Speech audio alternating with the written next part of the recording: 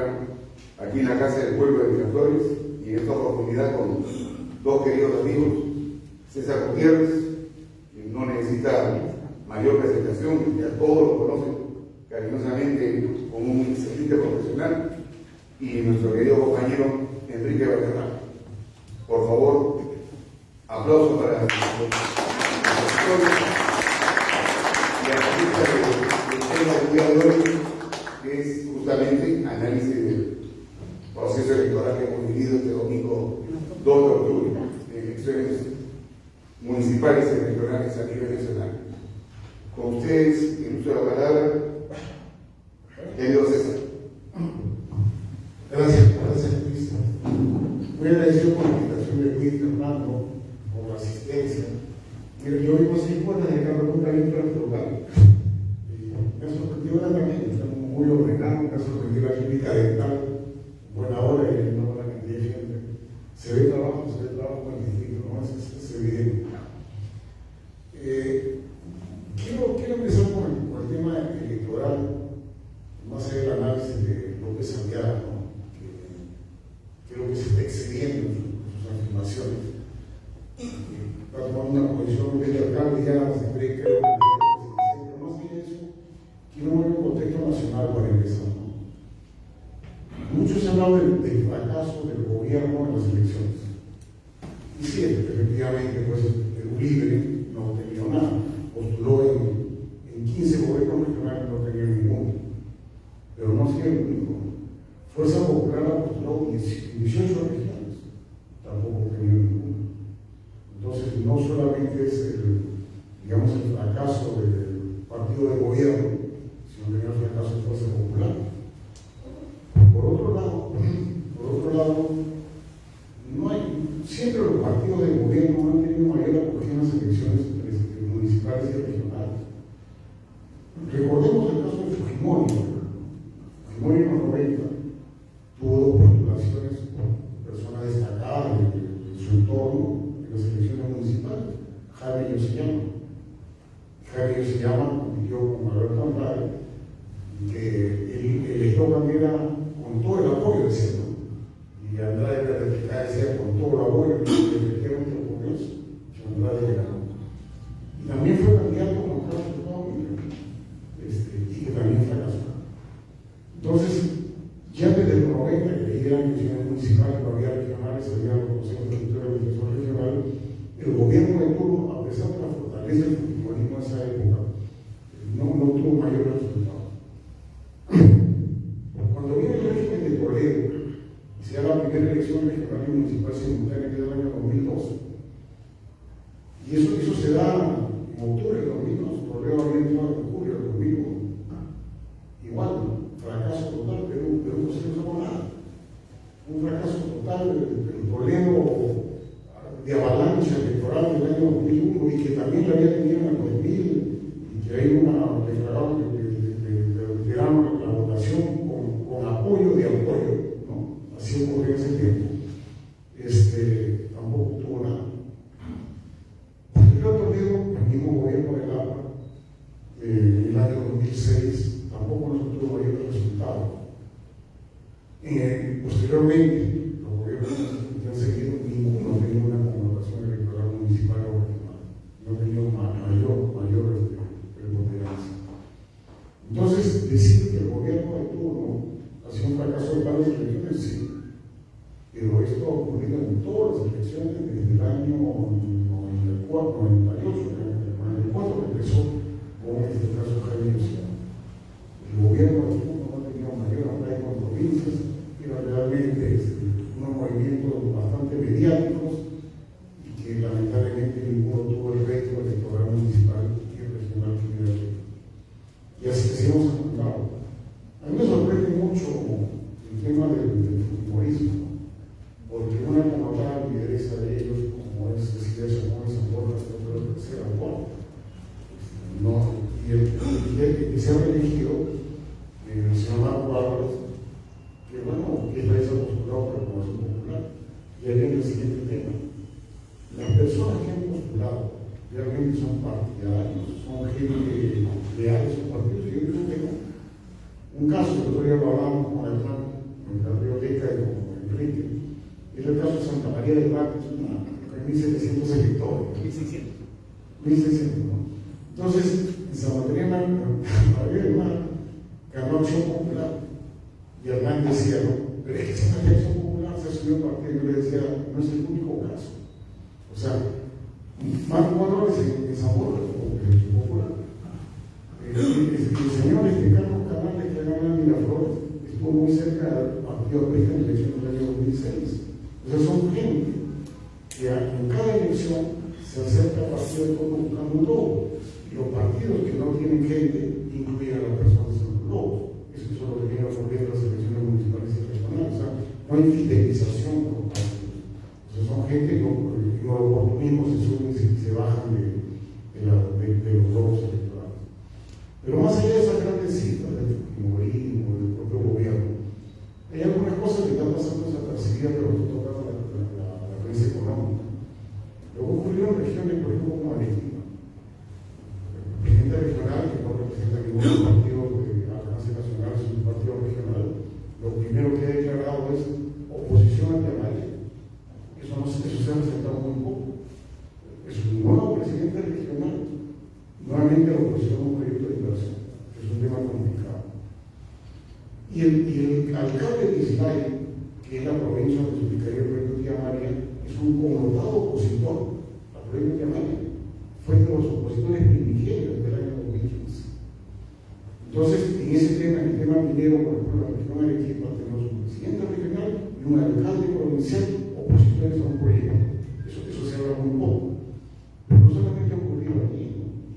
Ocurrió en todo lo que se llama el corredor minero. Ha ocurrido en Apurímac. El alcalde de Cotabambas es un connotado opositor al proyecto Vargas. Y lo mismo está ocurriendo en Espinal, que es opositor a los proyectos, que es Antapacá, que es un proyecto de Antapacá, y más alto que la provincia de Chumbivilcas, por autoconstancia, que es la empresa Fútbol. En todos sus casos, si bien es cierto, no han ganado el partido de gobierno, lo han ganado antimineros. Pero ahí no queda la cosa, ¿no? Cuando vamos a Cajamarca, en el caso de Michiquillay, que es un proyecto de desahogo, también eso está al sur de Serendipity. Eso también lo ganó como opositor al proyecto minero, un antiminero. Entonces, esa mirada de que sí fue fracasó el gobierno, pero los antimineros han ganado donde hacen su trabajo político, y eso hay que tomarlo en cuenta. O sea, la situación de la inversión minera va a seguir el mismo derrotero que ahora. Y no por el gobierno, sino por los activistas antimineros que han aplicado otro loco que están presentes en los gobiernos regionales y municipales. Eso hay que llamar la atención. Pues esa situación de la antiminería no va a cambiar. Y van a tener una presencia digamos, en la actividad política, social, permanente. Ellos mezclan un poco su posición antiminera, hacen política, eso les ha servido. Por ejemplo, el caso del presidente regional de Arequipa ha hecho campaña conjuntamente con el aspirante alcalde, hoy día alcalde de Islay, permanentemente, todos opositores al proyecto de Amalia. Entonces, en la situación política social y de inversión, de la gran inversión que existe en Perú, que es la inversión minera energética, pues tenemos más de crisis. Y eso no va a cambiar. Eso hay que resaltarlo. Eso hay que resaltarlo porque eso interviene mucho en la edición de carácter económico. Cuando venimos a Lima, y hacía un recuento que hacía la prensa en internet, pero con mucho detalle, era que nunca en Lima, en los últimos 30 años, había ganado alguien con menos del 30% de la votación. López había ganado con el 30% de la votación. Digamos, es la votación más baja que tiene un alcalde en los últimos 30 años. Cuando se analiza en qué distritos ha ganado, clase alta, media alta, media baja, ¿no? Digamos, que es un marido, por Bolivia, que es clase media empobrecida. Entonces, pero cuando miran la grande masa, por ejemplo, San Juan de Lurigancho, San Juan de Miraflores, estamos hablando de San Martín de Porres, ganado gente relacionada por ellos, a Pepe Tonales. Que esos no son pues, militantes de decimos flexible, lo que se llama.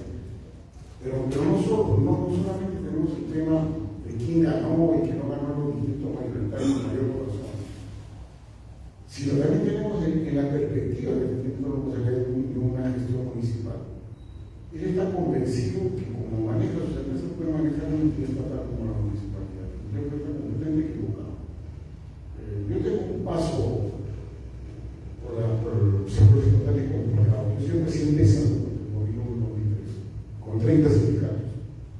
Y ahí sobreviví, no tuve una vuelta, fue casi un año. Y bueno, volví a perder 2 años que tenía 7 o 8 sindicatos, no puedo perder la vuelta. Pero es complicado. Manejarse en el sector estatal con sindicatos es complicado, requiere paciencia, dedicación del titular. No es que yo mando al gerente de recursos humanos a manejar eso, uno tiene que estar presente. Yo lo que veo que salía en ese aspecto del tratamiento a los sindicatos, lo veo bastante importante.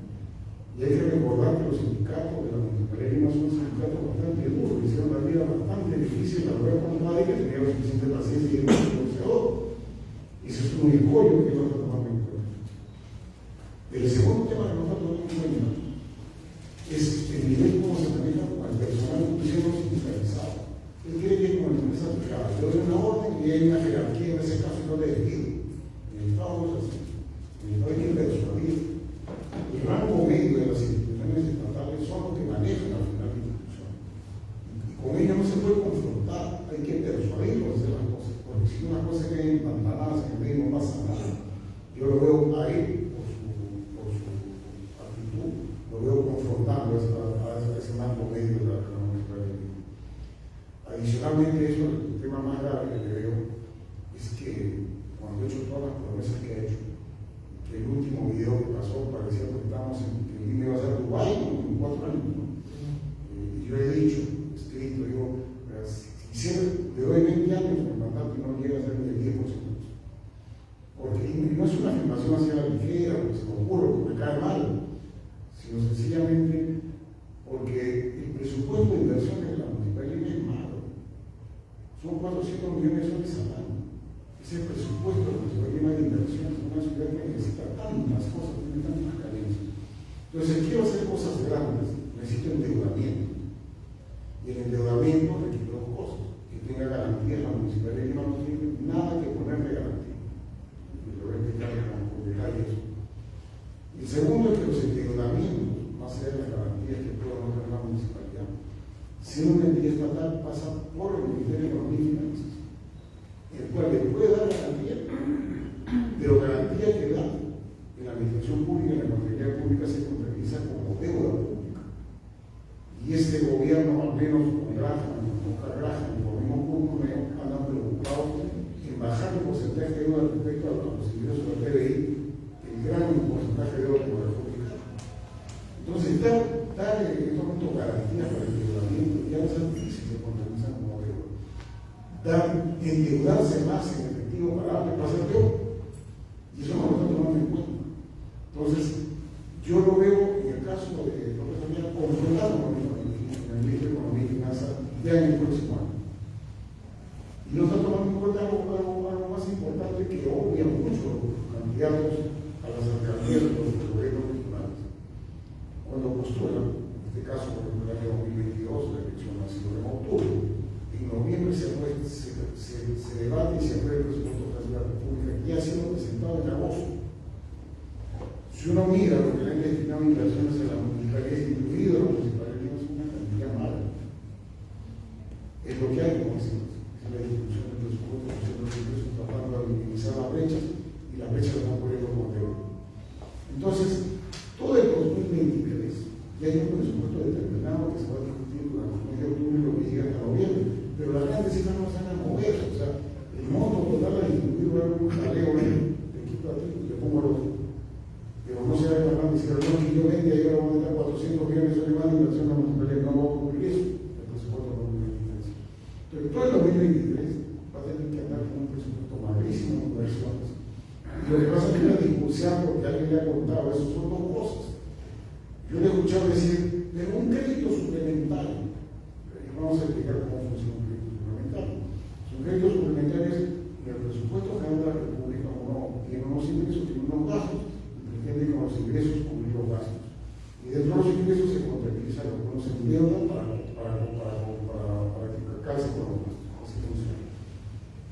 cuando hay excedentes de ingresos respecto a lo que yo había previsto como ingresos, cuando tengo un excedente, ese excedente puedo asignar al presupuesto de lo que se llama un crédito suplementario. Si es que tengo excedentes, si este año había excedentes, y había cerca de 20.000 millones de soles de excedentes, que en el programa que ha presentado Cubo Romero, que le llaman el programa Pulso País, lo llaman, lo incluye. Y como la gente analiza muy poco, ni siquiera tomar en cuenta, ha sido un carnaval eso, cerca de 20.000 millones de soles más de asignaciones presupuestales. Es un montón de dinero. Pero del otro lado, se prevé que los ingresos crezcan de tal manera que tenga un excedente respecto a lo previsto para luego distribuirlo por los sectores suplementarios. No. El propio presupuesto de la República indica que la gran recaudación que otorgan los mineros se va a caer. Y se va a caer porque sencillamente los precios de los metales a nivel internacional se han caído. La guerra ha hecho que haya disminución del crecimiento, en algunos casos recesión en el mundo, por ejemplo, Ucrania y Rusia. Eso ha hecho que los precios de los metales se caigan, por lo tanto, lo que se espera y el propio presupuesto general de la República, Marco Económico Internacional, la publicación del gobierno, y lo he explicado, pero como lo he escuchado, prevé que no fue eso, que se va a caer y lo está cubriendo el gobierno. Entonces, eso de que le pongo un crédito suplementario, no va a haber crédito suplementario como no va a haber ingresos extraordinarios.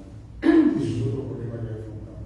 El segundo discurso que he escuchado es, pero yo voy a solicitar ese préstamo, mira, quiero explicar eso porque mucho se habla y suena suena verdad, como decir, los créditos, mira. ¿Qué ocurre? El Banco Mundial tiene 4 entidades relacionadas con los temas crediticios. Uno de ellos es el Centro de Arbitraje Comercial. Si un país está en la esfera del Banco Mundial y con una relación y viene un inversor extranjero y viene en disputa con el gobierno, no se ponen de acuerdo en determinado proyecto, acude a un proceso arbitral, no van a poder judicial nacional. Es esencial, es un mecanismo que lleva a Mundial. Hoy día tenemos un conjunto de problemas comerciales. Estamos denunciados por Odebrecht, con el caso del asunto peruano, estamos denunciados por San Arturi, por el caso de la concesión de distribución de gas natural en estamos denunciados por Odebrecht conjuntamente con Carlos Montero, vamos a cambiar de nombre, por el hecho de Mochito, ¿te acuerdas de los tenemos como 20 denuncias en un ámbito, muchas de ellas por ahí se van a perder. Entonces, es un mecanismo lo van a potenciar. Pero existe otro mecanismo que le llaman el MIO. El MIO es un mecanismo con el cual el Banco Mundial le da garantías a los inversores, garantías, no le da dinero, le da garantías. Si tú eres un inversor, hiciste una carretera y llegaste a un acuerdo, si el gobierno de turno o los sucesivos quieren cambiar ese acuerdo unilateralmente, entonces el Banco Mundial dice: yo te he garantizado que eso no va a ocurrir, porque yo te cumplo eso. No es que mira que es bien, ya garantías a aquellos gobiernos en los cuales la estabilidad jurídica, es decir, la regla de juego con la cual se hicieron contratos fueron cambiados en el camino. Pero no tiene antecedentes. Estos temas de Odebrecht o el tema de Naturgy son temas, la misma línea del metro, la Nueva Arcenia, que se ha ganado $200 millones el año pasado. Son disputas de interpretaciones contractuales, pero no es que el Estado unilateralmente haya querido decir, cambie las leyes para que pretendió el gobierno, quería la nacionalización. Y contra eso sí hubiera una garantía amiga, y lo hubiera dicho al inversionista por petróleo. Sus socios dicen: yo cubro esa diferencia porque tengo suscrito los convenios. Después se lo cobran a Perú. ¿Cómo se lo cobran a Perú? Para ganar los papeles. Así funciona. Entonces yo le escuché decir: pero bueno, así créditos del MIGA. Mira, no da crédito. El MIGA son la garantía de crédito, son de cambio de la regla de juego y los contratos ya suscritos. No es que el MIGA sea un banco de plata. Entonces, yo veo en el discurso donde se le da un gran desconocimiento de cómo funcionan las cosas públicas. Y ese desconocimiento le va a pasar factura al momento de la gestión. Y ya lo veo confrontando con el mundo económico, diciendo lo que viene diciendo en el aspecto del manejo económico y financiero de la municipalidad. Pero más allá de eso, es también como otra actitud. Hoy día he visto una declaración, no sé si es muy exitosa, que dice: yo he venido a ejecutar, no venía a aprender como el burro. Entonces hay un sector de la derecha que se pega eso. Entonces la alternativa yo represento la República. ¿Es necesario llegar a ese extremo, ese tipo de afirmación? No se presenta como una afirmación. Yo discrepo como presidente de la República. Discrepo si quiero ser Castillo, no quiero llamar como el presidente de la República. Y no he venido a aprender, no está aprendiendo, yo ya yo sé, de una forma de decir. Pero ya hay unas confrontaciones de naturaleza de afirmaciones altisonantes, confrontacionales, que eso va a hacer que el propio gobierno le ponga trabas más allá de que exista o no exista caja. Eso va a ocurrir. Eso tenemos antecedentes en los gobiernos. Recuerden, el gobierno de Fujimori, ante una grave que se pretendía ser candidato presidencial y no fue en el 2000, le creó, y lo mismo ocurrió con un decreto legislativo que se llama el 776, con lo cual las recaudaciones que iban a la municipalidad se las enajenó, se podían dar y distribuyeron la municipalidad digital. Y le quitó caja y lo metió un problema. Andrade supo manejarse más o menos, y al final lo que hizo a Lima un poco normal, y que no se le llamaba, que eso también va a estar alcalde. Pero cuando tú estás confrontando con alguien que te maneja las garantías, maneja la caja, también tienes que ser más inteligente, ¿no? Tienes que conversar de cierta forma. No puedes confrontar de la manera que estás confrontando sin haber tomado el cargo. Y eso para no monopolizar la palabra, quiero referirme a qué es lo que queda después de esto, desde el punto de vista del Partido Aprista. En cierta forma, lo que estamos viendo en la política es una polarización.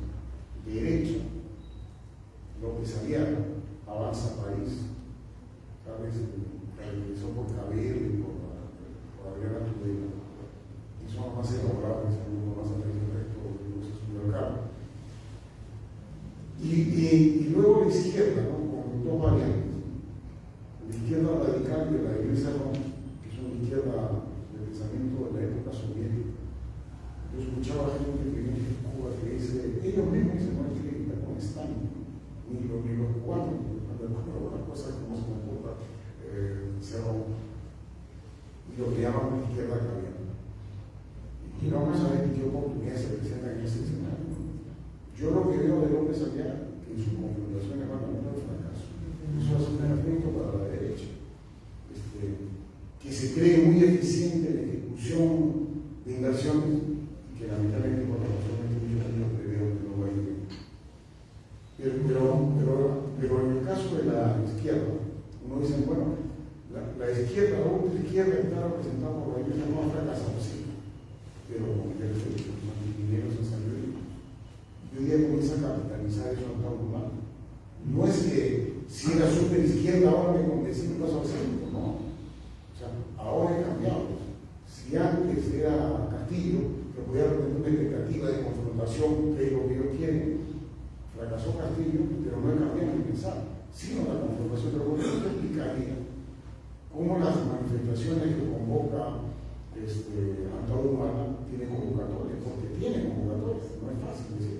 Las marchas que se han hecho acá en Lima, promovidas por la López Aliaga, la verdad que yo siempre soy un crítico, eso más bien parece un pasacalle, que siempre la gente va a tomarse selfies, va con su camioneta, va con su mascota.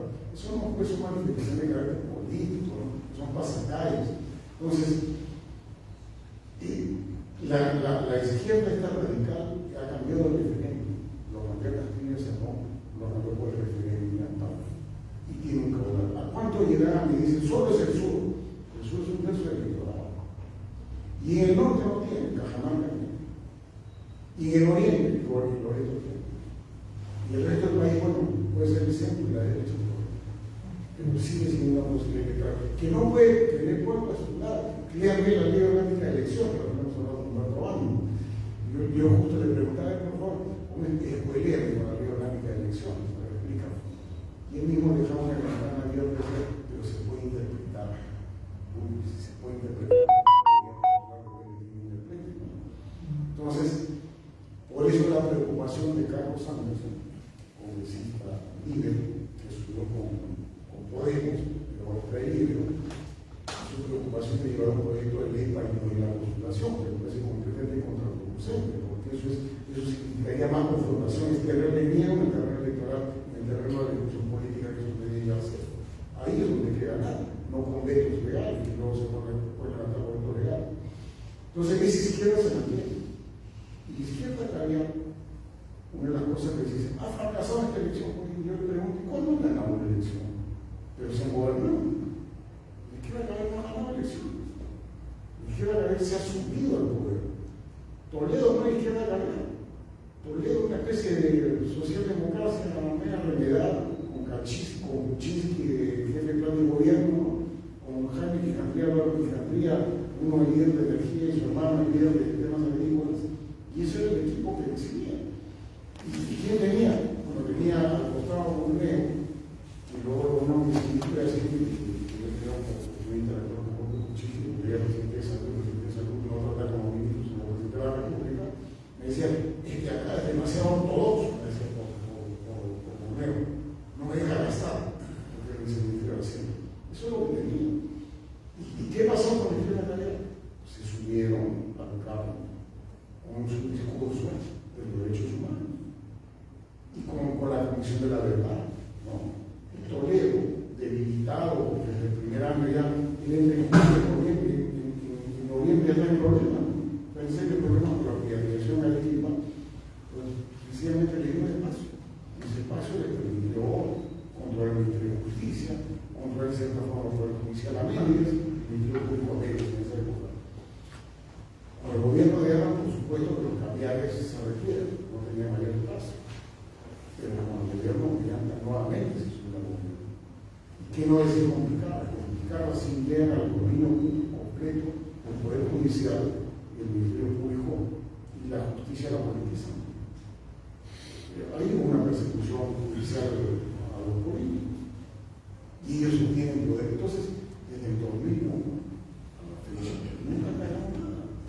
Siempre subieron al poder y sin ganar gobernaron. No digamos que fracasaron nada, nunca ha sido fuerza electoral, nunca. Entonces, lo que pasa es que ahora lo que está ocurriendo es que con la nueva fiscal de la nación, ellos han perdido espacio en el Ministerio Público. Se notan debilitados. Las prédicas de política y de reporteros ya no cuajan. Ya no se ganan los titulares de prensa ni la influencia que ejercían para que mañana ya tengo fulano sultano de discusión preventiva. Eso ha bajado. Pero mi impresión también es que la fiscal de la nación ha entrado a una especie de actitud de proselitismo político, parece que también tiene su caudal propio, porque si bien es cierto, provoca pues marcar a Castillo, tenemos que ser también lo suficientemente calculados en hacer lo que se hace. Porque hoy día con tantas mociones de vacancia inventadas, se ha desacreditado la vacancia. ¿Y qué está ocurriendo? La fiscal piensa acusar a Castillo. O sea, lo que tiene Castillo hoy día es 5 o 6 procesos de investigación preliminar. Y lo que correspondería ahora es, los fiscales dirían, si encontramos indicio de culpabilidad, pasamos a un proceso de investigación preparatoria que puede ser 3 años. Pero ya en ese momento la persona investigada se convierte en acusada. Yo he encontrado indicios que el culpable y investigado en el título me convierte en acusado. Y una vez que tenga en condición de acusado, la cosa se complica. Yo que la 14 tiene oportunidad, claro, se lo sé perfectamente. Entonces, una vez que venga la condición de acusado, siguen el Poder Judicial es lo que llaman control de acusación. O sea, la fiscal persiste, o los fiscales persisten en decir que eres culpable. Y supuestamente un juez con imparcialidad debería de ser no fiscal, no tiene razón. Eso no existe. El nuevo código se trató este tema del control de acusación, que dice el juez, por los vocales y por los jueces, meritúan la acusación fiscal y pueden desvirtuar la noticia. ¿Qué dicen los jueces? Cuando hay avalancha mediática, el plan de investigación preparatoria, de todas maneras el juicio oral. El juicio oral no va hasta la lectura de sentencia. Aquí no hay alguien que saque el juicio oral. Ahí tiene que pensar lo que demora un juicio oral, los 3 años, y un día de esa palabra frente a la sala que va a decir sentenciado, que puede ser absuelto o condenado. Entonces, lo que tiene la fiscal de la nación es acusar a Castillo, es llevarlo a la investigación de la norma preparatoria. Dicen los ministros que eso no se puede, que eso es inconstitucional. Humberto Bando, porque no hemos puesto permanentemente el tema que hemos discutido en la reunión de nuevos días lunes, eso significaría vulnerar el artículo 116 de la Constitución. Pero más allá de eso, si accediera, porque está pidiendo una especie de exoneración al artículo 117, la fiscal de la Nación, tiene un derrotero, o sea, eso entra a la subcomisión de acusaciones constitucionales, se vota ahí, va a la comisión permanente se cree conveniente que llega al pleno. Y muchos dicen, pero eso se necesitan 66 votos nomás. Así un ratito, vamos a ver cómo se cuentan los votos, ¿no? Primero, cuando hay una acusación constitucional se necesitan 66 votos, pero no votan los miembros de la comisión permanente, que son 30. Entonces, son 130, van a votar 100. De esos 100, tengo que sacar 66. Como se hace la correlación de fuerzas, sigue lo mismo. Pues. La mayor cantidad de miembros de la comisión permanente no están en el partido gobierno, o sus satélites, que sus 37 votos que se dispersó. Están en la otra parte, porque supuestamente tienen una oposición. Entonces, es muy difícil que llegue a 66 votos. Y lo estamos viendo. Lo estamos viendo ahora, cuando no se ha podido, digamos, acusar a suspender a la presidenta en la calle, o cuando no se ha podido censurar al ministro del Interior. Claro, puede pedir que viaje con 55 votos, 55 diferentes 66. Entonces, mi impresión es que si la fiscal de la Nación toma ese derrotero, va a ser contraproducente para ella. Porque más allá de las razones de ejecución de los abogados, va a llegar a un trance en el Parlamento donde los votos no alcanzan. Y esto se hace con votos. Entonces, alguien por ahí escribe eso y en Twitter me decía, pero la calle, ¿cuál calle? ¿Cuál calle no pasa calles? ¿Es un pasacalles de una votar? No, la calle lo que ocurre pues cuando el gobierno de Ucrania, pro-soviético, fue derrotado por alguien pro-occidente, eso es la calle, que no revolución naranja. La calle es la primavera árabe, esa es la calle que vota. Y la calle pudo ser muy importante cuando en abril, el 5 de abril, dijeron que no podíamos salir y una avalancha desautorizó eso y fue una marcha multitudinaria. Gran parte de esa calle también. La calle cuando presiona, si es que hubiéramos tenido por ejemplo un rodeo al Congreso con Castillo ahí, eso hubiera sido un momento determinante de mucha probabilidad de presionar una renuncia. Pero eso no ocurrió. Entonces uno se pregunta, ¿y los demás legisladores? Cuando Castillo toma el Congreso, la marcha fue pacífica, se vota a favor del Congreso. Cuando Castillo se retiró a Palacio de Gobierno, empezaron los desmanes. ¿Y quién aparecía como los desmanes? Un grupo de gente violentista, pero no eran los que habían hecho la marcha. Era gente probablemente representar el propio gobierno que quería presentar a los que habían participado como si fueran violentistas. No era esa una marcha correcta, contundente, que cerca del Congreso, que siempre no deja salir, no era eso. Ya pusieron la barrera ahí, y ya no pasa. Así no es una marcha política. Una marcha política hay que saber hasta que va allá. Entonces yo decía, oye, pues si la gente que está yendo allá, de repente lo que puede saber si es una fogata en la playa y hace, ¿no? Es muy diferente que una playa de la vía pública. Entonces, esa diferencia de la calle, que la calle lo saca, yo lo veo lejos. ¿No? En ese escenario, digamos, de una izquierda con Antauro, que va sumando, o sea, Luis Paón, para una representación de su participación, una derecha que creo que se debe gastar con la presencia del señor Borgi en la Municipalidad de Lima, y con una izquierda que había completamente debilitada. Han perdido el control hasta la Junta Nacional de Justicia que ellos mismos nombraron. Porque tampoco le guardan lealtades. ¿Qué es el espacio especial? ¿Qué es lo que la gente espera? Yo creo que espera un centro que en el APA puede encontrar un espacio. Yo creo que ese centro está faltando. Y en el centro hay matices, pues, así como cuando los sujetos sociales es medio bajo, medio alto. Y el centro también es centro izquierda y centro derecha. Entonces, ¿qué es lo que hay que esperar? ¿No? Yo creo que la gente lo que espera es una reivindicación de muchas cosas que hemos ocasionado por esto.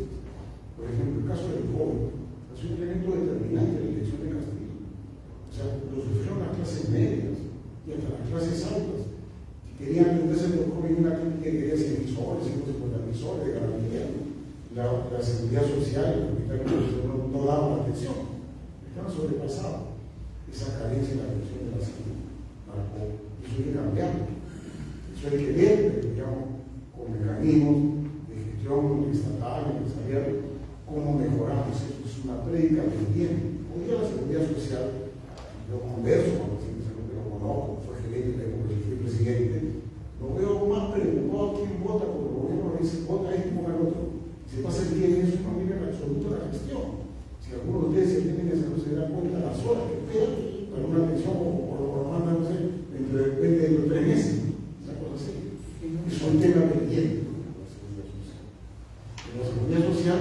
Hay cosas donde hay que ser firme, porque a veces hay que coleccionar con grupos empresariales. En la seguridad social, por ejemplo, las empresas pagan el 9% de la planilla por sus trabajadores para la pensión.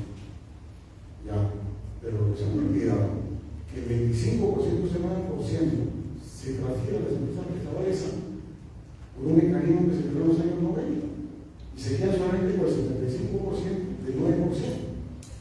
¿En qué contribuye la empresa prestadora de salud a descongestionar esa cuestión? Yo lo que vengo diciendo es quiten eso, pues ya se consolidaron. Las empresas prestadoras de salud ya tienen su mercado, ya la gente paga por una empresa prestadora de salud. Entonces, eso significa eso es coleccionar con cierto sector empresarial, sector asegurador. Pero hay que hacerlo. Es un tema, un centro que ya más en la centro izquierda. Es un tema. Pero dentro de la misma seguridad social existen otros asuntos. Los agroexportadores. Los agroexportadores tienen un régimen de exención de impuesto a la renta y de pago a la seguridad social desde hace 22 años. ¿Cómo así? En el gobierno de Castro se consolidó un régimen agrario de la seguridad social que pagaba solamente el 4%. El trabajador pagaba el 4% de sus impuestos. Claro, se entendía una empobrecida la reforma agraria no lo llevaba a mayores. Hay que poner el 4% de tu sueldo para que vienen a la seguridad social. Eso se llama el régimen agrario del régimen de seguridad social agrario. Cuando entran los agroexportadores hacia el 2000, ese régimen agrario lo heredan ellos. O sea, ellos como empleadores pagan 4 y el resto paga 9. ¿No? El resto de empresas pagan 9.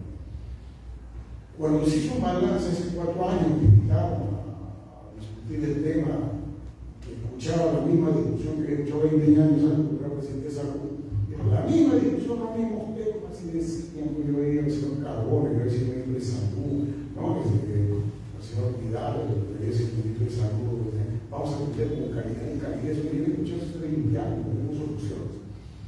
Yo le preguntaba, ¿cómo es hoy día un balance del régimen agrario? ¿Cuánto aporta y cuánto servicio toma? En ese tiempo que estaba el presidente de la Federación Morelia, me sacó la cita. Y que ella no es una persona izquierda. Me dijo, gastamos 500, nos aportan 200. Y la brecha es 300. ¿300 qué? Millones de soles al año. ¿Y cuánto pagan? 4%. Vamos, socialicemos, pues. Todos pagamos más. O sea, los empleadores pagan más. Que paguen 9. A muchos forzar y con diferencias del Congreso del 4 se convirtió en 6, pero ahí tienen 2 años más para que lleguen a 9. Eso es un tema social, que hay que colisionar, que los exportadores van a pitear. Bueno, pero es que esto es una justicia social, no somos comunistas, ¿no? Si decimos esto es de comunista. Entonces, ese tipo de cosas que la gente espera cuando hablamos de centro y el espacio del centro, es un tema que inevitablemente hay que colisionar con ciertos sectores empresariales, como también lo es el caso de la figura de pensión. Todo el mundo dice, oye, ¿cómo le permite que retire su dinero? Cuando uno se jubila, el jubilado recibe del fondo de pensiones el 25% del último sueldo. Eso es lo que recibe. O sea, un profesor universitario que gana de 3.000 soles en un profesor universitario a medio tiempo, entonces estaría recibiendo el 25% de eso, o sea, 750 soles. Con eso cuando arriba de los 65 años se agravan los problemas de salud, aparece otra necesidad. Si ya no tienes hijos, pues yo creo que el hijo, pues tengo todas las enfermedades encima y los ingresos no me tienen. Ese es un tema que me ha tocado. ¿Y por qué ocurre eso? En el cálculo de las pensiones, siempre hay condiciones. Tú tienes tu plata que has dado todo este tiempo, te has perdido un montón de dinero en el camino y que nadie reclama, ¿no? O la gente reclama y en ese caso, pero las autoridades hacen un robo. Ese dinero que tienes embolsado lo voy a convertir en cuotas mensuales hasta la siguiente año. Entonces, ¿cuál sería ese año?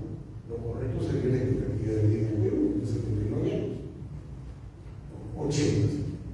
Entonces, yo el monto que tengo acumulado, estoy en los 65 años, me quedan 15 años de expectativa de vida, 15 por 12 son 180 veces, lo que 180 veces. Eso se hace, no.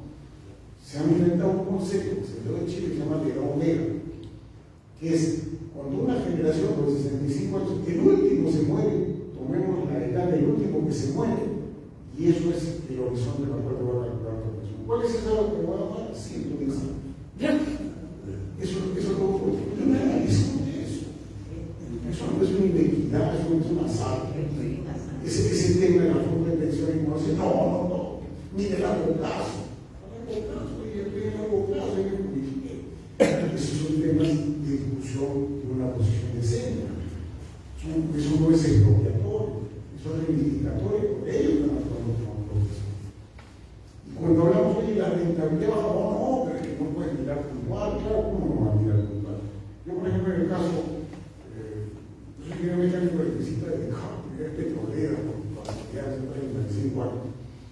Y yo he sido representante de los 80 minoritarios referidos a la banda. No es una privada, pero los 80 minoritarios.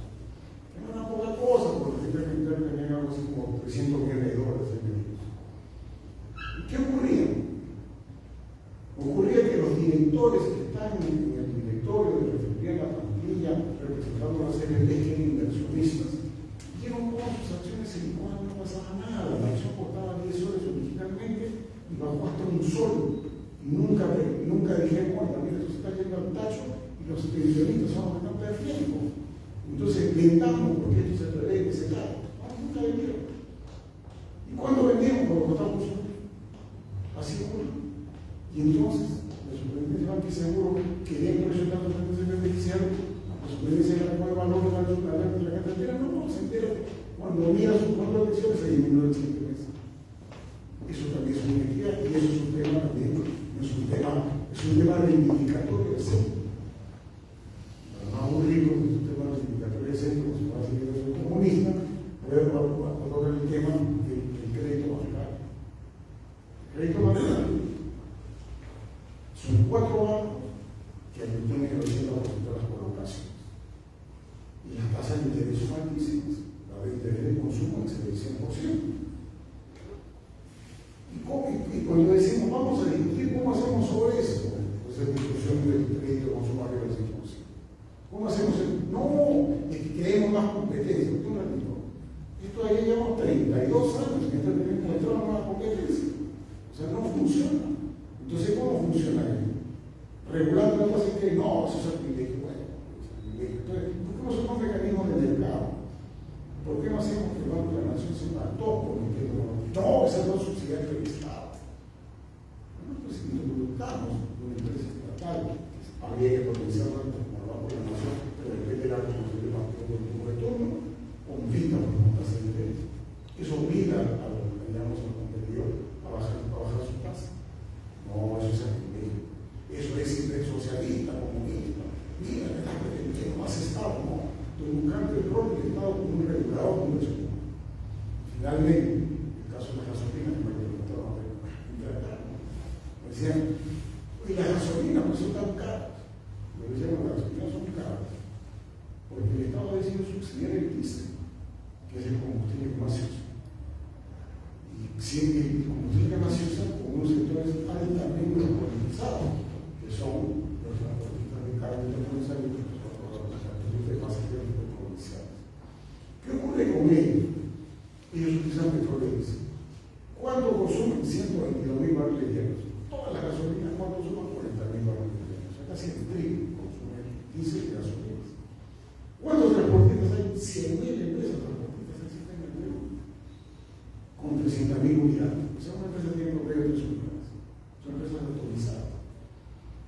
ellos le impactan. ¿Cuánto le impacta el precio de los combustibles? Sus costos es el 35%. Son temas determinantes. ¿Y por qué no suben el precio? Porque tiene mucha competencia. Si yo no subo todo lo sube para tener que pagar el limpieza más por la mayor integrada.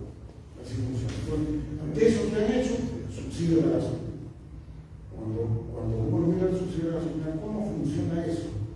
Entonces le dicen a los vendedores de combustible, que son los dos productores, Petroperú y La Pampilla, y los dos grandes importadores, los centros americanos muy grandes, la Valeria Energía y ExxonMobil, le dicen, oiga, ustedes que son los cuatro agentes de la primera transacción entre lo que producen, lo que importan, y ahí empieza la cadena comercial, ¿cuánto debe costar el galón de diésel? 20 soles, no, que cueste 17, y el cómo te debo 3 soles, sacarlo con 3 soles.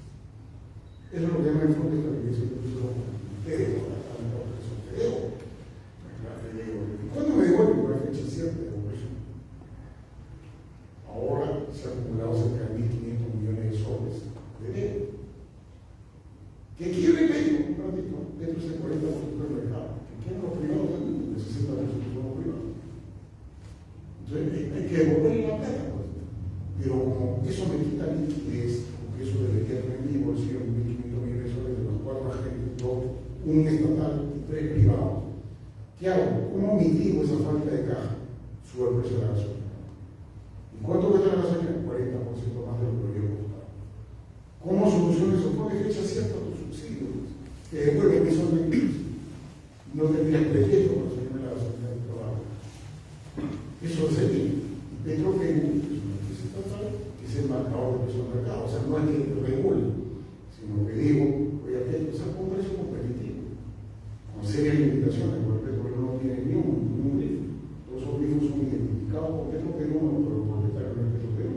Pero Petroperú lo podría hacer con ellos y dar con ellos, decirle, yo tengo el determinado tipo de debería vender el precio con esa condición de dentro y el precio preferencial con otro lado. Eso se puede hacer, eso no es comunismo. Ese es el rol de la empresa del Estado como regulador del mercado en un mercado de competencia. Eso se puede hacer.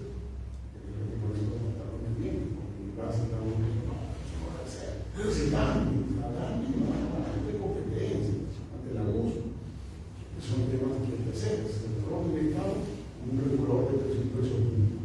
Este espacio especial, yo le he puesto los 3 ejemplos: la seguridad social, los fondos de pensiones, son muy sensibles a todos, más el tema de educación, es más complicado. Eso son los mensajes que espera la ciudadanía en un decir.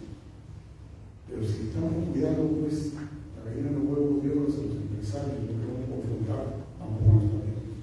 No soy enemigo de los empresarios, tenemos que ponerlos en prioridad en aquello que tienen que ponerse en regla, que se demostrado, creo que nadie le puede decir que es un exceso de lo que está afirmando, son cosas tangibles, lo vimos en el tiempo. Entonces, yo creo que si hay un espacio para presentar inscribiéndose, tienen que definir qué es una identidad, no veo una identidad, o sea, hacia dónde vamos. Yo creo que la tradición siempre es parte del centro izquierdo. Eso es una discusión al interior, es un matiz, como ven a ver en todo partido político. Pero quieren una identidad de estos temas sociales, de reivindicación social que la gente tiene. No espera que han dado fusiles de mano, ¿no? O que han dado de ese tipo.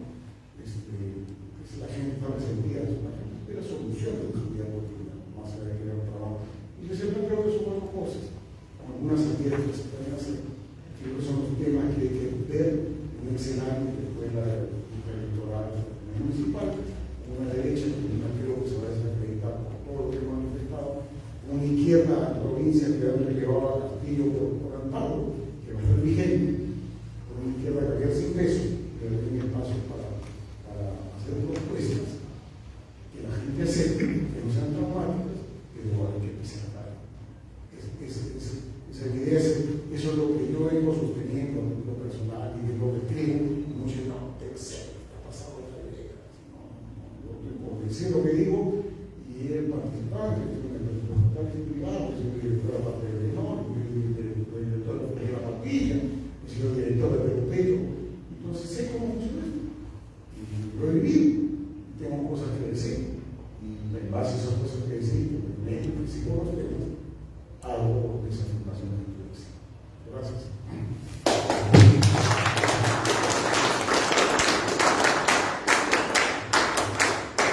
Muchas gracias, César. Tu visión siempre muy clara y orientadora, sobre todo inspiradora de lo que queda por delante de los artistas a realizar. Y la mesa también aprovecha la oportunidad para saludar la presencia de los compañeros dirigentes nacionales presentes, al secretario nacional de sindicatos, al compañero Eleodoro Calderón, que está acompañando aquí, al compañero Elías Calma, que es secretario general de la CTP, también presente, al compañero Antonio Mauricio, miembro de la Comisión Política del Partido, un saludo. Compañero Sánchez, presidente de la Federación de Periodistas de Perú, nuestro saludo también.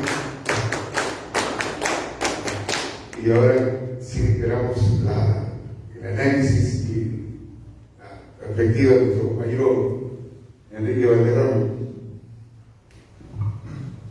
Querido compañero Fernando Lindo, secretario general de la organización del Comité Aprista de Miraflores, estimado amigo del partido César Gutiérrez, quiero además también relevar la presencia, y más pido un fuerte aplauso para la compañera Carmen Najarro, miembro de la Comisión Nacional Política del Partido también. Quiero también saludar la presencia de la compañera Cecilia Velado, que es secretaria general del Distrito de Surco y coordinadora de la Asociación Limoense, por favor. Y naturalmente la presencia de mi querido compañero Juan Mauricio Alor, secretario general regional de Lima, provincias, que nos acompañan esta noche. Voy a ser bastante breve y bastante escueto con el análisis rápidamente, ya que la hora también avanza un poco. Y básicamente voy a dividir el tema entre lo que podemos considerar los vencedores de la elección y los que han sido vencidos. Por lo tanto,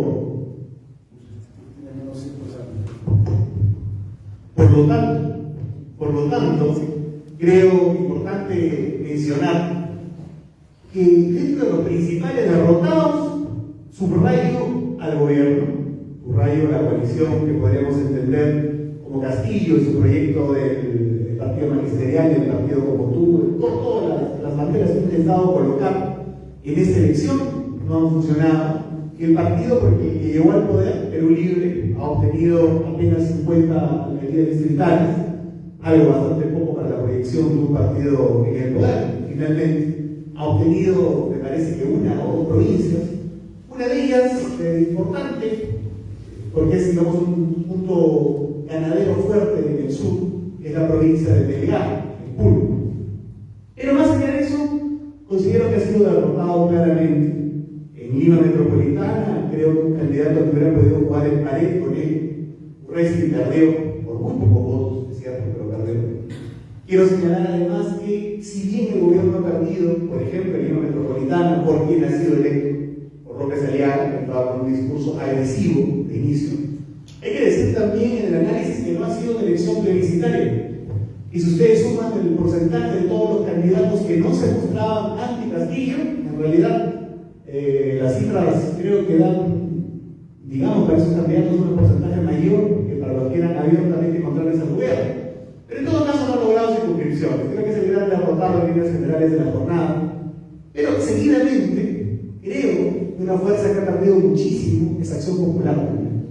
Recuerden ustedes que tenían 2 regiones, recuerden ustedes que tenían la alcaldía metropolitana, recuerden ustedes que tenían 14 alcaldías distritales en Lima, y hoy día solamente van a tener una, como bien dijo José Gutiérrez, el populoso distrito de Santa María del Mar va a ser la única circunscripción que va a contar con un alcalde de Acción Popular. Seguidamente, el fujimorismo creo que ha sido barrido, básicamente. Ha quedado, creo, los mejores resultados que han tenido en Lima son 3º o 4º lugares. Ha sido muy vapuleado. En la zona norte de Perú, en las últimas 2 elecciones, era la 3ª fuerza aproximadamente, y hoy día es la 4ª, la 5ª, la 6ª. Del escenario nacional ha desaparecido y del escenario de Lima Metropolitana también ha desaparecido. Por lo tanto, la conclusión a la que yo arribo rápidamente respecto a los vencidos es que si ustedes analizan la figura Perú Libre, Acción Popular, Fuerza Popular, van a tener que básicamente donde están concentrados los flashes o los focos de la confrontación gobierno-parlamento, prácticamente han sido los que han recibido el mayor rechazo o indiferencia del electorado.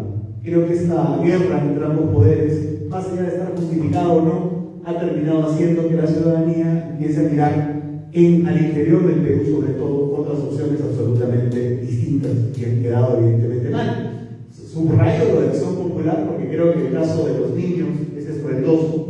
Fundamentalmente creo que a eso se debe que les haya ido tan mal. Creo también en este momento señalar que dentro de los ganadores, creo que hay un ganador fundamental y principal de este proceso, que es el esquema de los movimientos regionales. Ellos tienen al día de hoy el 60% de todas las circunscripciones regionales ganadas, previo a la segunda vuelta, en donde también están participando.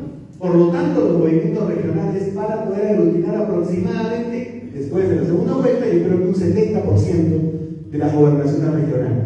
El esquema no partido, el esquema movimiento regional, el independentismo, es el que se ha apoderado prácticamente no solamente de las regiones, sino de las provincias, de los distritos. Pero aquí hay un tema importante a especificar. En el desglose, por ejemplo, vamos a poner dos casos: Ayacucho y Puno. En ambas regiones han ganado signos que no son de izquierda. Melgar, sí, evidentemente lo ha ganado Perú Libre, pero el gobernador regional electo actualmente de Puno es más bien acusado, entre comillas, de tener conexiones con el fujimorismo y con el APRA. Esas son las grandes acusaciones que ha tenido en Puno, ha ganado en primera vuelta. El candidato en Ayacucho es anticomunista, justamente, que ha ganado también, acusado con una serie de procesos judiciales por temas de corrupción, pero voy a la discriminación ideológica. Yo creo que no solamente hay un retroceso respecto al mismo partido de gobierno, Perú Libre, sino también al esquema de la izquierda radical, que de una u otra manera tomó luego del año 2002 un protagonismo muy grande a nivel regional. Hoy día siento que ha retrocedido. Pero en fin, un gran ganador, los movimientos regionales, creo que eso es incontrastable. Pero la sorpresa de la jornada de una fuerza política que, lamentablemente, pienso, ha avanzado muchísimo, ha sido Somos Perú. Somos Perú ha ganado en Lima Metropolitana 7 alcaldías. Dentro de esas 7 alcaldías, algunas importantes. San Juan del Lurigancho ha ganado, por ejemplo, también Puente Piedra, ha ganado también Caraballo, distritos evidentemente populosos e importantes. Ha ganado 2 regiones y evidentemente va a participar en 2 segundas vueltas adicionales. O sea, puede llegar a tener 3 o 4 incluso, armado prácticamente de la nada. Por lo tanto, creo que ellos han avanzado mucho, y no solamente ahí, sino también en las alcaldías provinciales, dando la sorpresa, ganando a Acuña Trujillo. Ha ganado la Municipalidad Provincial de Trujillo, Somos Perú también. Creo que es uno de los que más ha avanzado. Otra fuerza importante que ha tenido una presencia interesante es sin duda la que ha ganado la alcaldía de Lima. La Renovación Popular es un proyecto prácticamente refundado de solidaridad nacional que ha sido múltiplemente atacado por distintos flancos, y algunos incluso ya habían perdido la perspectiva por la esperanza de los que seguían esta candidatura de que podía triunfar. Al final ha terminado ganando por pocos votos, pero recordemos que todas las encuestas daban que estaba segundo, que no iba a ganar. Y no solamente ha ganado la alcaldía de Lima, sino ha ganado 12 alcaldías distritales. Eso es sin duda un avance, aunque evidentemente no tiene mucha presencia en el interior del país. Creo que dos que no podemos decir, cuidado, no se pongan nerviosos, por dos que podemos decir que no necesariamente han perdido, tampoco podríamos hablar de una victoria, sino que hay una suerte de desplazamiento, es Alianza para el Progreso. Alianza para el Progreso ha perdido 2 alcaldías importantes y fundamentales en el norte, la de Trujillo y la de Lambayeque. Sí, pero ha ganado 9 alcaldías distritales en Lima, 9. Lo que lo convierte para todo efecto práctico luego de las 12 de Renovación Popular en la segunda fuerza distrital de Lima, Acuña. Y además ha ganado en 2 regiones, en La Libertad, y ha ganado también en Tumbes, ¿no? definitiva segunda vuelta. Pero ha ganado 2 regiones en primera vuelta y tiene 2 segundas vueltas. Una de ellas es Lambayeque y la otra es Cajamarca, me parece. Por lo tanto, no podemos decir que ha sido un triunfo, porque perder Trujillo y perder la provincia de Lambayeque y otras alcaldías distritales en la libertad, en el mapa, ellos tenían 4 o 5 provincias, hoy ya se han quedado solamente con 1. De los distritos que tenían en la libertad han reducido, igual en Lambayeque, pero ganar la gobernación regional sin duda es muy importante. Son 2 gobernaciones regionales, posiblemente un poco más, y subrayo lo fundamental de 9 distritos de Lima Metropolitana. Y ahí yo digo más que un triunfo o una derrota, creo que un desplazamiento que lo mantiene como un actor político importante, lamentablemente, potencialmente útil al gobierno. Ojo, son 2 gobernaciones, hasta 4 puede tener, alcaldías distritales de Lima Metropolitana, escenario muy complicado.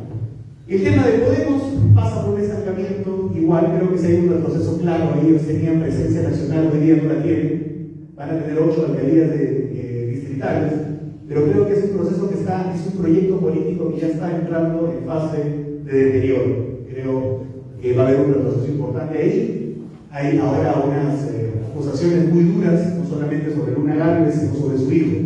Creo que van a hacer que este proyecto de Podemos termine, creo, naufragando próximamente.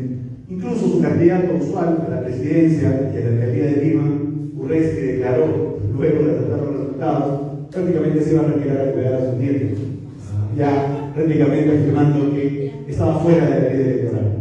Por lo tanto, es importante entender entonces que nosotros nos enfrentamos en lo que viene ahora a movimientos regionales diversos que no tienen ideología, que no tienen una visión tampoco de desarrollo común entre ellos, y nos enfrentamos en Lima Metropolitana a un escenario muy complejo y muy difícil.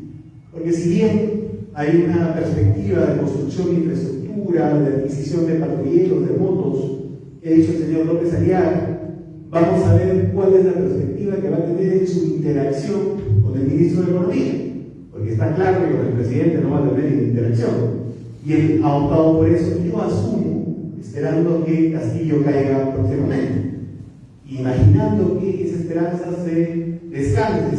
descanse en la actuación de la fiscal de la Nación. Lógicamente está avanzando la Constitución Constitucional, la gente espera que evidentemente se filtren algunas cosas que ella puede estar investigando, que haga que los parlamentarios se motiven. Es una esperanza, creo, válida. Creo que es muy probable que aparezcan cosas complicadas. No sé si Castillo vaya a caer pronto, lo cual me abre una gran interrogante respecto a cómo va a ser la gestión en efecto de López Aliaga.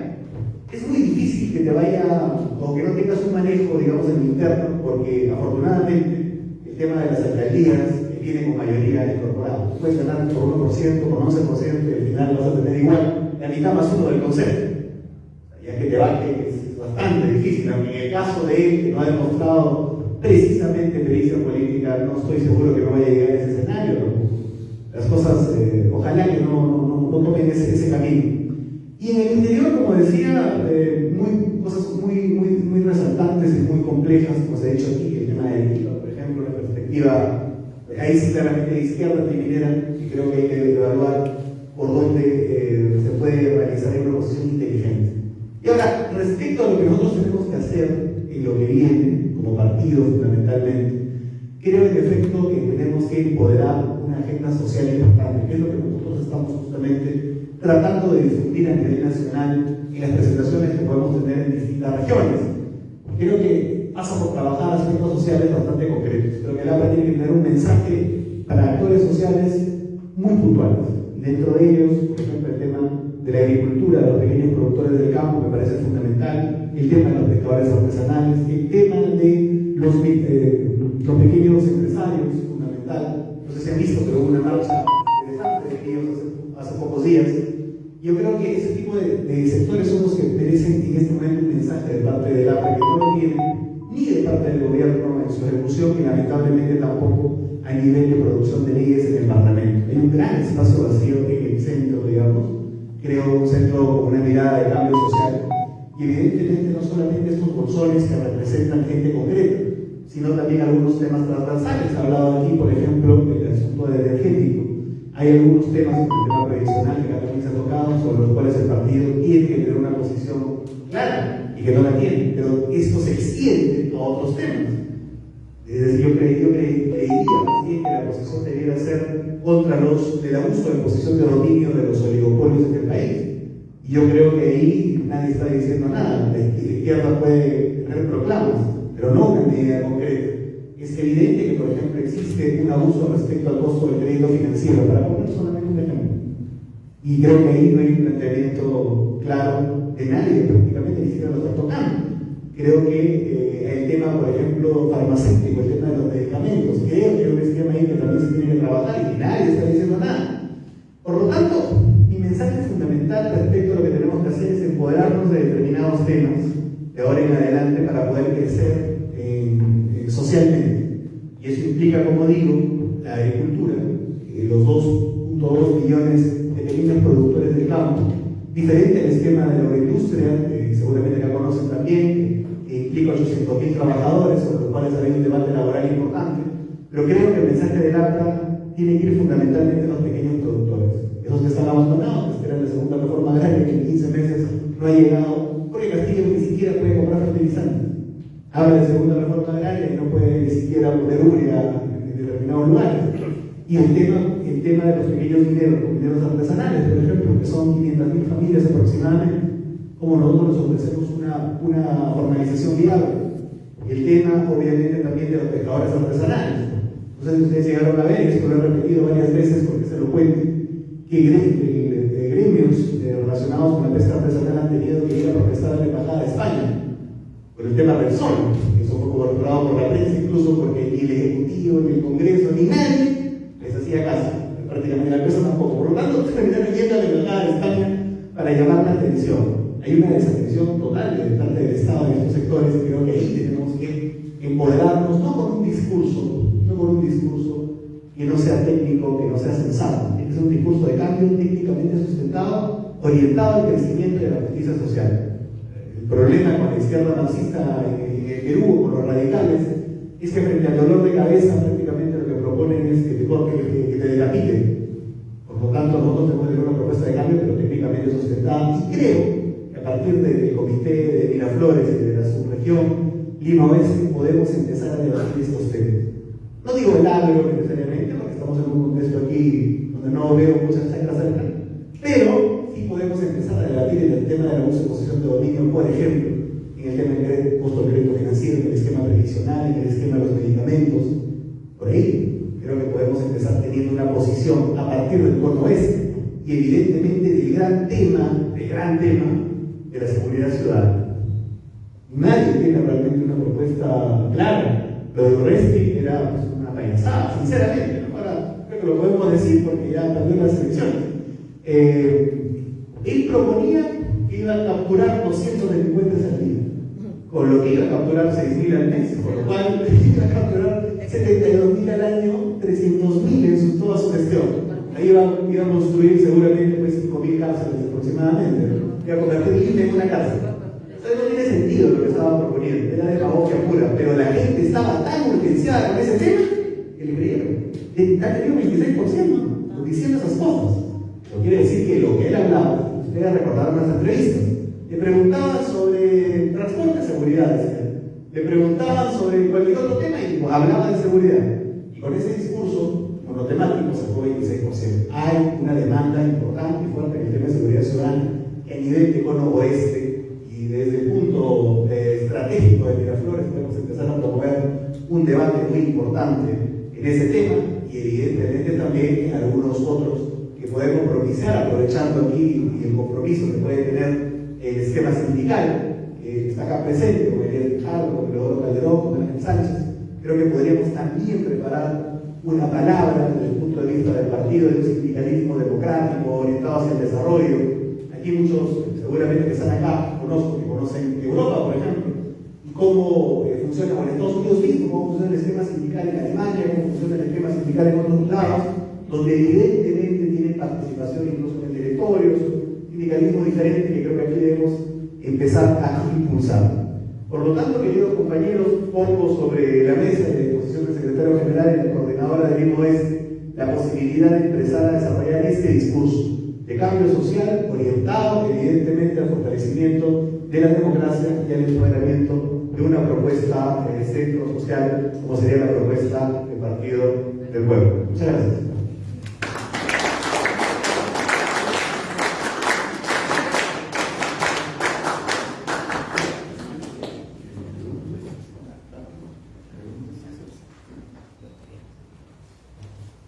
Muchas gracias, compañeros.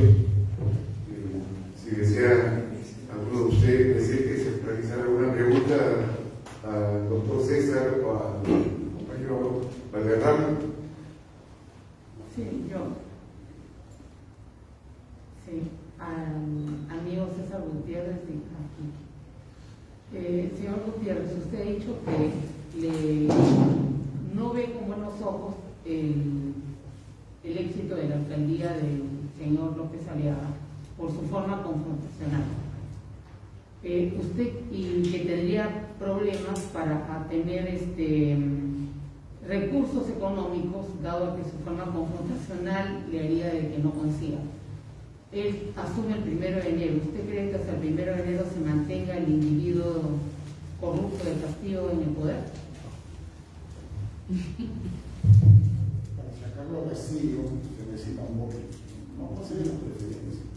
Puede gustarme, no puede gustarme, no generar las mociones de vacancia. Pero eso se consigue con votos. Yo lo que veo es que no hay votos. Ese es el gran problema. O sea, ya sea por la moción directa de que se supervise el civil, como la primera moción de vacancia, o por la aprobación constitucional, que es la que uno choque con el Tribunal Público, las personas representadas bajo el parámetro que solamente se necesitan 65 votos. Pero esos 66 votos ya explicamos, después a los 30 de la comisión permanente, y al final votan 100 de 130, y hay que sacar 66 de 100. Entonces yo veo muy difícil que eso ocurra. Yo creo que, salvo que suceda, pues un caso muy escandaloso, o sea, más miedo, por ejemplo, un tema de la vacancia desaprovechado, así que el tema de la tesis. El tema de la tesis es un tema muy pequeño, o sea, porque queda casi claro que esa tesis ha sido hecha en el nuestro país. Pero se ha trabajado tanto el tema de la vacancia, que eso pasó desapercibido. Entonces, y eso es un tema de escándalo internacional, eso se hubiera manejado como el salvo que usar un video, un audio, lo veo bastante difícil que eso ocurra. Yo creo que López Aliaga, mientras eso no ocurra, va a iniciar la gestión del dinero más allá de sus formas, sus exabruptos, sus declaraciones, muy atados de manos con un presupuesto del año 2023 que ya se aprueba en noviembre, que es muy limitante, muy poca, muy poco dinero destinado a la Municipalidad de Lima, que ni siquiera es la Universidad de Derecho del Proceso para perjudicarlos, sino que se va a repartir lo que hay. Y que todo el 2023 va a tener que hacer malabares para exhibir algo. ¿No? Yo, si exhibiera algo en el tránsito, si exhibiera algo en el gobernante, algo le serviría. Pero si se va a dedicar a pelear todo el tiempo, que ya lo veo peleando con la economía, no va a acceder más allá de la preferencia. Conozco primero de 30 años. No es lo que se dejen llevar porque le digan, oiga, no le des. No es eso. Yo no esa actitud. Pero con las limitaciones presupuestales, que inclusive se está peleando con el Consejo Fiscal que le pide más ajuste, porque en este caso es un consejo conflictivo que tiene mucha influencia en la decisión del gobierno en el sector financiero internacional. No tiene mucho margen en la seguridad del dinero. Yo lo veo es una gran limitante para López Aliaga, que es lo que va a tener que convivir el 2023 a Bogotá de Cabal, muy evidente, un tipo ideopúblico que sí, ¿no? Un sí, para que Castillo se caiga. No, eso puede ser que haga, ¿no? Eso es lo que quiero. Gracias, habrá que aguantar. Quique, para ti quisiera que podrías indicarme, se dice de que, si bien es cierto, ha ganado con muy pocos votos del señor Militar, pero ¿a qué se debe el alto índice? Si estamos tan hartos del señor delincuente, entonces, ¿por qué la gente no ha ido mayoritariamente a votar? ¿Por qué ha habido tanto sentido? ¿Cómo lo Bueno, ven? tendremos que hacer desde esta perspectiva y desde este punto miraflorino una autocrítica del Cono Oeste en general, no digo partidaria, no digo ciudadana, porque el ausentismo ha sido del 30%, en algunos lugares está 33%. Y eso no es de ahora, no es de ahora. Para la elección, la segunda vuelta entre Castillo y Keiko, no recuerdan que el ausentismo fue parecido. Lo que pasa es que me da la impresión de que alguna perspectiva no politizada de la mesocracia, de las clases altas incluso, lo han visto a Castillo ya como una fiera desdentada. Han dicho, bueno, ya pasaron ya 15 meses, no hubo segunda reforma agraria, no había expropiación, no había nada. El señor del PCR sigue siendo el mismo, el ministro de Economía no es precisamente un comunista, que ha sido ministro con Toledo, gobierno de derecha. Entonces, ¿para qué finalmente complicar la vida? ¿Para que ir a votar? Mejor pago mis 64 soles y punto, se acabó. Entonces, primer tema. Y segundo tema, y yo creo que López Aliaga, más allá de la victoria o no estoy seguro que haya planteado bien su campaña ni siquiera su decisión sobre ser candidato a la alcaldía. Porque creo que claramente él tiene una perspectiva de ser presidente de la República. Habría que decirle que desde Billinghurst, hace más de 100 años, ningún alcalde de Lima ha sido presidente de la República. Lo han intentado muchos. Lo ha intentado Atlas, lo ha intentado Castañeda, lo ha intentado todo. Evidentemente, empezó la campaña diciendo, iba a renunciar y iba a dejar al señor Gallardo acá. Creo que al final le dijo que ya no vamos a ser candidatos. Ella dijo que no. Ella dijo que no, obviamente. Bueno, y ahora dijo que